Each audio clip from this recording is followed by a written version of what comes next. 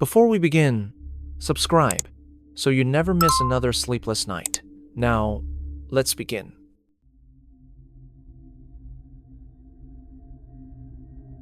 By the time autumn rolled around, I had grown used to spending my nights alone beneath buzzing fluorescent lights in a service station backlot.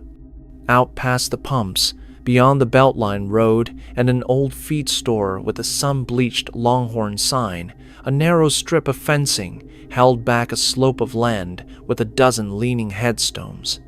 Cedar Hill Cemetery was ours, the way a cracked swing set belongs to a neighborhood. If you didn't call it by name, it felt as if it might belong to somebody else. Most days, you'd hardly look twice at the place, but after midnight, when fog slid in from the lake and wrapped the street lamps in cotton, the hill took on the weight of every ghost story folks in our town had ever whispered. I hadn't planned to stay. The graveyard was something I noticed out of the corner of my eye while I clocked in and out, scribbling notes to my friend Mason about broken coffee filters and bad pumps.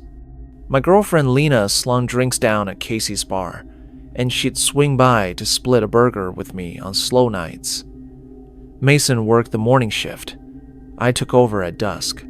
Our plan was to save up enough to leave, but life got messy, and money went to hospital bills when my mother got sick. Saving turned into staying, and staying turned into routine until Mason leaned across the counter one day and said, "Have you heard the whistling yet?" It came at 2:30 when the fog sat thick as milk, and the town's single traffic light blinked yellow to nobody. A few tentative notes, 3. Then a pause rose up from the cemetery's edge, out of tune and halting like a child trying to remember a lullaby. I told myself it was squeaking brakes or wind in the slats of the fence, but when I stepped outside with a trash bag as pretense, the sound stopped as if a breath had been held. When it resumed, it was closer. Mason had already warned me about our town's version of the story. A boy buried up there who couldn't sleep unless his mother whistled those notes. And if you ever whistled back, he'd follow you home. Different folks swore he'd drowned or died of pneumonia or been hit by a truck. The particulars shifted with the teller, but the warning stayed the same. I laughed it off, but I went back inside and locked the door. Later that week, Lena and I sat on the curb on our break, mopped water from the laundromat next door trickling past, and she brought it up with a casual grin. "You hear him yet?" she asked, popping a fry into her mouth. Her grandmother claimed babies would fall asleep if you parked by the cemetery during a fog. "He's jealous," she said, teasing. "He wants their moms to whistle back." Around 2 that night, the mist rolled in again, thicker this time, and with it the same wandering tune. A couple of pickups idled in our lot, headlights trained on the hill.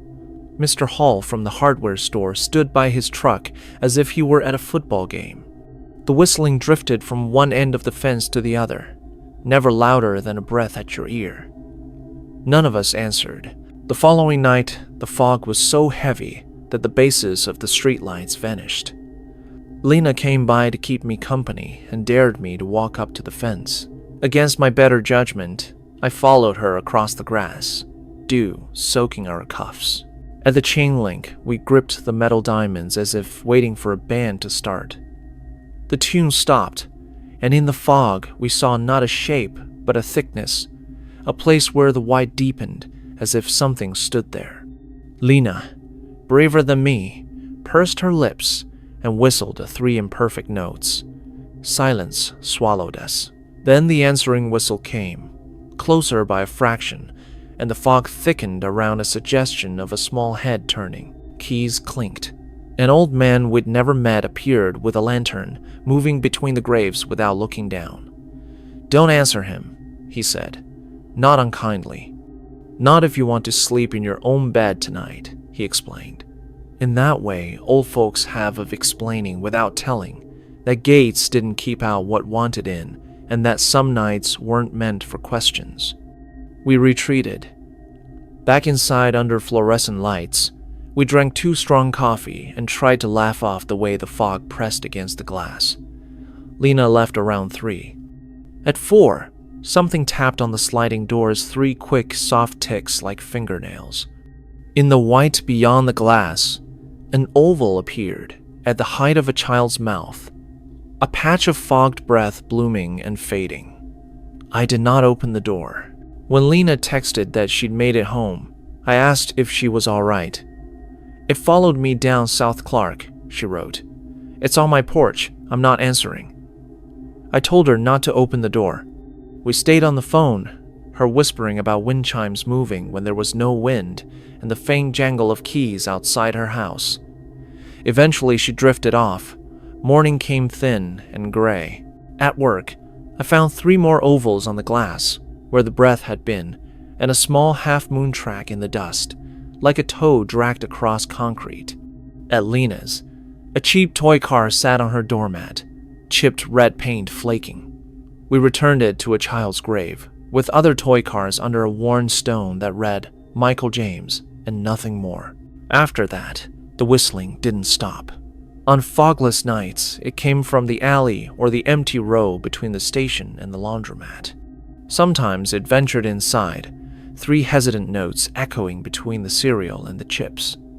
Mason once came in with a scrape on his cheek and a marble with a white swirl someone had left on his porch. We tried returning marbles and toy cars to the hill by day. The old man with the lantern nodded when he saw us and offered no help. "He gets confused," he told me when I finally asked what happened if you answered. "He thinks you're someone he loves. He follows. You don't want that." I didn't whistle back again until I did late at night in my own kitchen, half asleep, humming a tune under my breath. I froze when the answer came from the other side of my front door, closer each time. I held still until the urge to open the door passed. The porch creaked. Keys jingled in empty air. The AC kicked on and drowned the rest. In the darkness, I texted Lena. "I'm fine." Life kept going.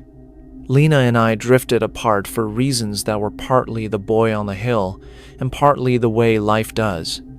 Mason moved in with his cousin and sleeps with the radio tuned to static to drown out any stray whistle. The fog comes when it wants. Sometimes weeks pass with only coyote yips and train horns. Then, at the hour when even the stray dogs sleep, 3 off-key notes float up as if someone behind that leaning fence is still trying to remember a lullaby. I lock the back door and stand there until the minute hand clicks over. I don't answer, not because I'm brave, but because I don't trust my voice to stay steady, and because I've learned that some sounds are not invitations but tests. If you ever find yourself by Cedar Hill on a foggy night, and you hear a child whistling, keep your mouth shut, keep your lights off, and whatever you do not whistle back.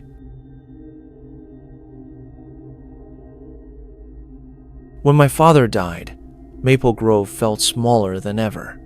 I returned to my childhood town to clear out his house, expecting to find dusty trophies and old bills, not a new haunting. Between boxing up grocery lists, milk, bread, lamp oil written twice, and arguing with realtors about the roof, I heard about a light that moved through the cemetery. Old Man Farley claimed he'd seen a lantern bobbing between headstones as if pulled by an invisible hand. People laughed at first. Farley talked to his dead wife's photograph, but when a sheriff's deputy and a couple of teenagers swore they'd been chased by that same glow, folks stopped laughing. Maple Grove is the sort of place where stories stick because there isn't much new to replace them. I was busy sorting my dad's war ribbons from grocery receipts until my friend Mason mentioned the lantern while we were eating pancakes at the diner. The caretaker missed her. Bell had died years ago when the ground in Section C gave way under his feet. They found his lantern 2 rows over, glass cracked in a straight line, still standing upright. Now Farley, a retired groundskeeper, said the gate was being unlatched from inside and that somebody was leaving it open with almost polite care. Part curiosity, part obligation, and part the pull of a town that doesn't let you ignore its folklore, I agreed to walk the cemetery at dusk with Farley and my sister Haley. We brought a thermos, a flashlight, and a promise not to laugh if nothing happened. Maple Grove's gate leans to the right, white paint flaking, dawn to dusk hours stenciled in sun-faded letters. The chain link along the road has been repaired so many times it looks like lace. We wandered through rows of stones worn smooth by rain and newer markers with solar lights, listening to Farley's stories about Mr. Bell gluing lamps back onto children's graves and patching things nobody else bothered to tend. The sun sank.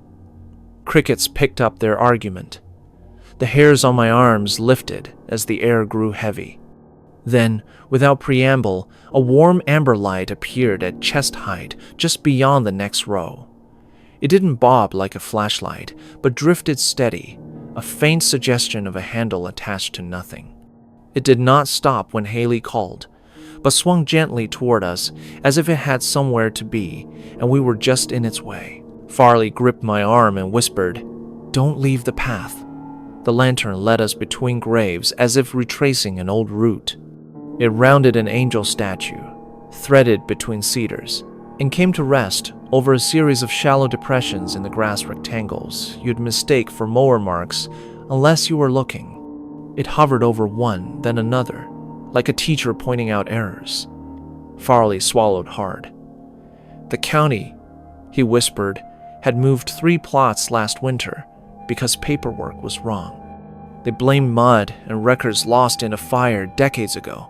The lantern dipped as if nodding, then drifted towards a maple with a low branch. Once there, it brightened twice, dimmed, then simply went out. The air seemed to lighten, and we walked back to the gate in the dark, the latch hanging at a new angle as if someone had almost opened it. That night, back in my father's house, the smell of lamp oil seeped down the hallway. I found a hairline crack on the bathroom mirror, soot smudged under the chain on the front door, and the green lantern my dad had kept on a high shelf when I was a kid, suddenly sitting on the kitchen cabinet. The crack in its glass was a clean straight line that hadn't been there before. When I asked around, the funeral home director said, "Did your dad use that?" with a knowing look. I woke at 11:17 m, and thought I saw a light pass my bedroom door reflected in the blank TV. The smell drifted through the house like a question. Haley texted from the guest room, "It's in here, don't come in." I did. In the dresser mirror was a smudge of soot. We stayed up with the TV on until dawn. I tried to return the lantern. The next evening we walked up with its handle crooked, feeling foolish. The cemetery's lantern appeared as soon as we stepped onto the path and brightened when I held ours out. It guided us to the same sunken rectangles in Section C. When it hung above the depression, the soil shifted as if something beneath settled. In the dirt, a straight drag mark appeared, offset from where a coffin should have been. The lantern's glow pulsed 3 times, then went out. We left shaking. The county brought ground-penetrating radar and backhoes the next morning. Crowds gathered. They opened one rectangle and found the coffin where it should be, opened another and found nothing but fill and stones, opened a third and uncovered the end of a wooden crate with rusted nails. Officials said, "Historic property, and all good," in the same breath. They filled the holes, put up tape, and closed Section C for maintenance. It is just reading, "At home, the smell of lamp oil returned. The crack on the lantern glass grew a branching line. A smudge appeared under my apartment door chain dozens of miles away." A letter came from Mason. They relotted Section C. Records corrected. 3 stones moved. All good. Old Bell's grandson brought a map. Looks like they used to bury paupers along the edge by the maple. He stopped mid-sentence, ink trailing. I called. He said the official answer was that everything had been fixed. The answer that would help me sleep was that Mr. Bell's lantern was just checking the gate, and the real answer was he still found soot under the latch each morning. He didn't ask about the crack in the glass. I didn't tell him that each night at exactly 11:17, I woke to the scent of oil and the faintest glow by the living room door.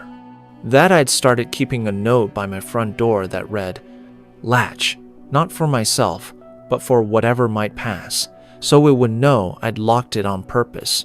If you ever see a light bobbing in Maple Grove after dark, don't whistle at it, don't chase it. Don't pick up the lantern or the marbles or the coins left on a stranger's grave. Keep to the path. If it stops over a place where the grass is thinner, stand there and listen. You might hear chain whisper, smell lamp oil, feel the air settle against your chest. And when you get home and find a curved streak of soot beneath your chain, don't panic. It's not inside. It's just a tired root being walked by someone who doesn't know he can rest.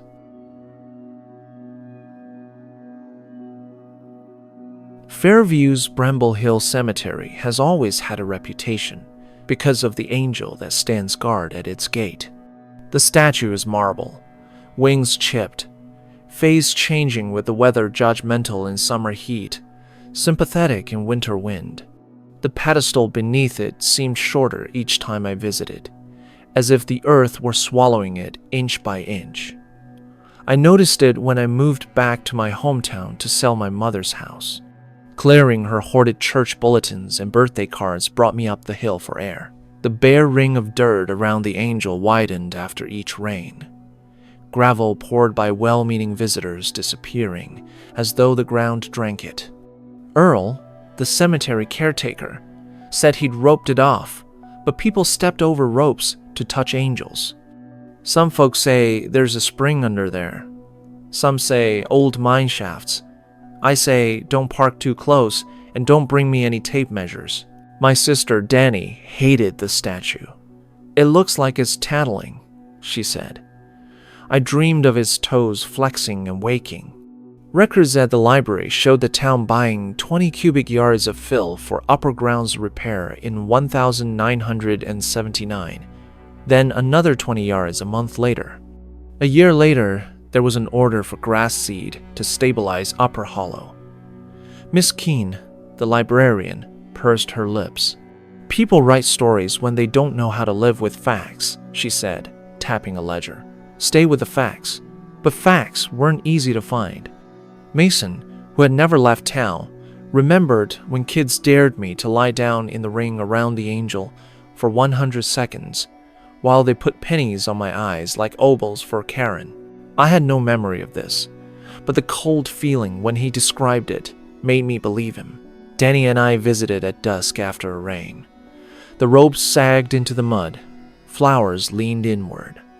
I saw a metal tag half buried near the base of the pedestal, a dog tag stamped with the number 12 and the beginning of a name, Jin. It left a heat in my palm like a bonfire. Danny insisted we put it back. Later, Mason joined us. He hopped the rope and landed on the concrete lip despite Earl's warnings. The earth sighed and his boots sank like he'd stepped on a sponge. We yanked him back, the soil slumping behind him with a sound like wet paper tearing. Mason said the ground was warm where his foot had gone in, like a compost heap. We ate dinner instead of talking about it. Curiosity won. The next day, Mason and I brought 12 50-pound bags of pea gravel in a wheelbarrow. We sliced open the first bags and spread stones, but the dip didn't fill it inhaled, stones hissing as they vanished. As we poured, the smell of damp smoke grew thick. We reached bag 8 when the earth took a breath. The entire ring flexed. The gravel flowed inward like sugar dissolving in hot tea, and we heard a series of coughs, not from a living person, but from beneath, dry and painful. In the coughs were words just beneath comprehension, like the edges of a thought. Say them. Something pressed into my mind. Mason looked at me, gray dust on his hands. Names, I said. I didn't know how I knew, but I scraped through gravel until I found the chain attached to the dog tag. The tag now clearly read Ginger. I said her name aloud, and the ground breathed out, the gravel settling slightly. The smell eased for a moment into something sweet, like sugar burning on a stove. We stepped back. The earth inhaled again and caught Mason's leg to the calf. It wasn't cinematic. He didn't disappear into hell. His foot simply slid down as if sucked by mud. I grabbed him. His skin was hot. For a second, I felt small, gritty fingers on my wrists, pulling the other way. Then, he popped free with a wet sound that left me gasping. We lay panting, ash streaking our clothes. A suction mark in the gravel filled in slowly. "Okay," Mason whispered, as if to reassure us both. We hosed his leg off at my mother's house. The gray film on his skin didn't rinse right. That night, I woke coughing. Gray dust filled the sink when I spat. I wiped ash off my bath mat and swore I would stop going up there. Earl showed up on our porch in the morning, his lined face serious. "You went," he said as if he were tired. He carried a battered notebook. "Once a year after the last frost," he explained. "He comes up to the angel with a list of names. They're not official records. No ledger survived the factory fire down by the creek. But what people remember: first names, nicknames, numbers. He likes names," he said. "Don't lie. Don't read more than you know." We climbed the hill together and Earl recited names like prayers: Ruthie, Harmon, the kid who fixed screens. When he reached 12 Ginger, the air pressed against us, then let go. The ground didn't heave or smoke. It just seemed satisfied. Life resumed its shape. We sold Mom's house. Danny went back to the city. Mason's leg healed, though he coughed for a while. I still woke at odd hours, certain someone was on my porch. I took gravel up in small bags and poured it into the ring, even though it vanished every time. I set names when I could remember them. Sometimes I found a charred ribbon or a burned coin on my doormat in the morning. I left them by the angel and stepped back outside the rope. If you go to Bramble Hill, don't take what isn't yours. Don't pour gravel like you can fill a hollow carved by decades. If you have a name, speak it. If you don't, stand still and listen. The ground will breathe. You might cough gray dust when you get home and tell yourself it's pollen or ash from a fire miles away. You'll want to believe you dreamed the cough that came from beneath and the way the angel's mouth seemed wider in shadow. But if you find a film on your windshield traced with lines like wings, know that some debts are older than you and some kindnesses speaking a name, leaving a stone are all you can offer.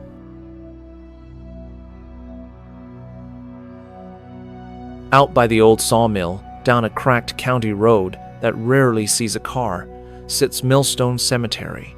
It's a humble place, with crooked chain link, half-sunk stones, and no famous ghosts. The only thing that made it different was a shallow depression at the back, folks called the Flat. When we were kids, boys dared each other to press an ear to the dirt there and listen. Most heard nothing. One boy claimed it screamed until his ears bled.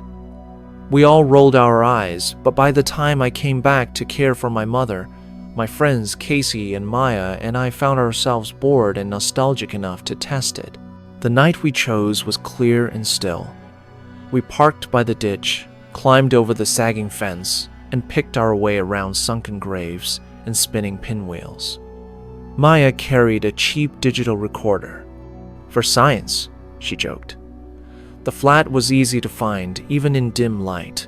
A smooth, shallow bowl in the clay, like someone had pressed down with a giant thumb.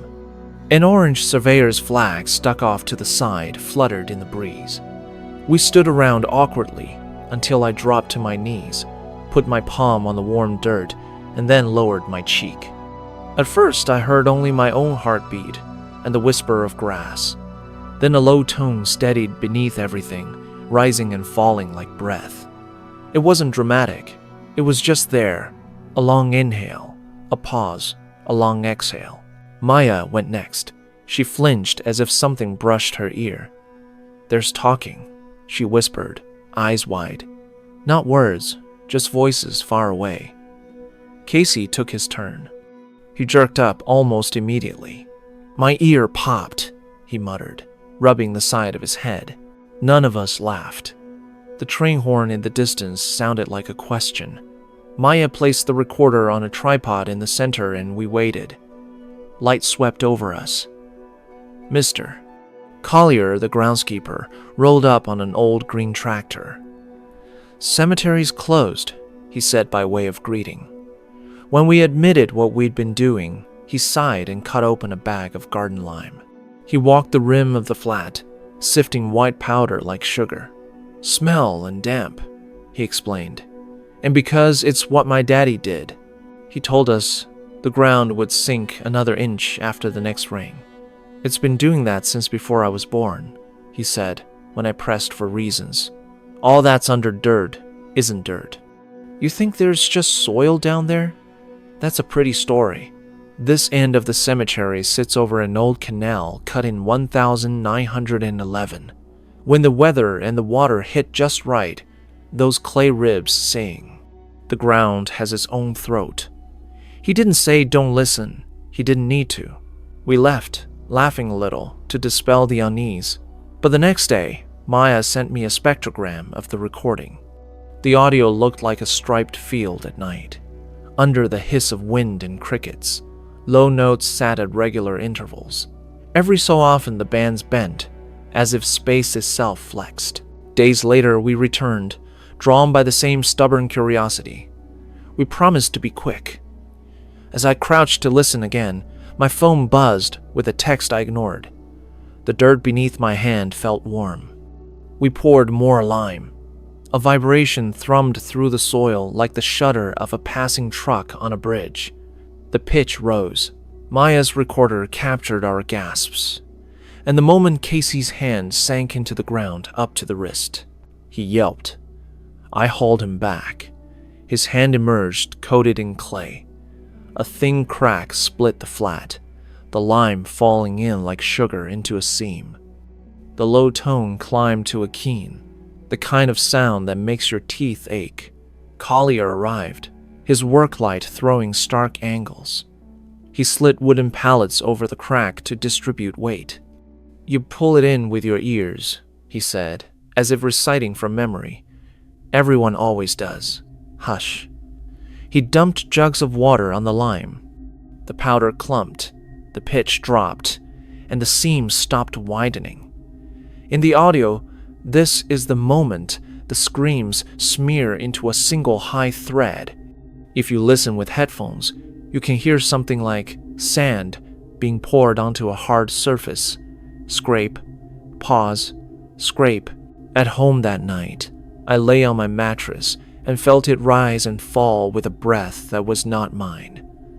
I told myself it was my heartbeat. That lie worked until 3 days later, when the hum started again in my apartment 3 hours away. I pressed my ear to my pillow, and the pitch slid up as if answering my touch. The marble ear I pocketed that first night sat on my dresser. Some nights it felt cool, others strangely warm. I should have thrown it away. I didn't. Mr. Collier said, some things aren't for fixing, just for keeping where they belong. For me, the hum is fainter now, like a memory your body carries. On nights when the pressure changes and the air is heavy, I feel it and know the ground remembers that I listened. If you go out to Millstone, don't lie down on the flat to prove the legend wrong. If you do, keep it brief. Don't dig, don't take a souvenir, and don't pretend the earth doesn't have lungs. It has a voice, and once it knows yours, it might call it back on a night when nothing else is making a sound.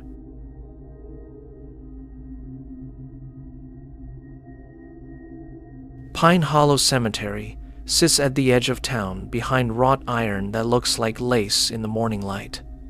I'd walked through it for years without thinking much beyond the way fallen cedar needles softened my steps.